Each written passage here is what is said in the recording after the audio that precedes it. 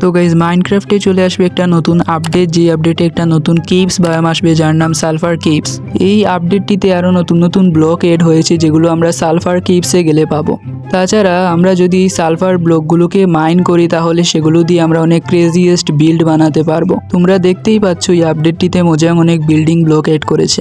তুমি যদি এই সালফার কেভটিতে পানির দিকে তাকাও তাহলে তুমি সেখানে সালফারযুক্ত পানি দেখতে পারবে, এবং তুমি যদি সেই পানিতে নামো তাহলে তুমি ঘুরানটি অনুভব করবে। এই পানির বেসে নামার সাথে সাথে মনে হবে তোমার মাথা ঘুরছে। তাছাড়া এই আপডেটটিতে আরেকটি মব আসতে যাচ্ছে, আর এই মবটির নাম হচ্ছে সালফার কিউব। এই মবটি দেখতে অনেকটা স্লাইমের মতো, কিন্তু এই মবটির বিশেষত্ব হচ্ছে তুমি যদি এই মবটিকে কোনো ব্লক দাও তাহলে সেই মবটি এই ব্লকটির মতো আকার ধারণ করবে। এই মবটিকে যে কোনো ব্লক দিলে সে সেই ব্লকটি ধারণ করবে এবং সেখানে স্থির হয়ে থাকবে। তারপর তুমি যদি এই মবটিকে টাচ করো তাহলে সে পুরো ফুটবলের মতো যাবে। তার মানে সালফার কিউব দিয়ে ফুটবলও খেলা যাবে, কিন্তু 1 মিনিট, হাত দিয়ে কে ফুটবল খেলে? যাই হোক, তোমাদের এই আপডেটটি কেমন লাগলো?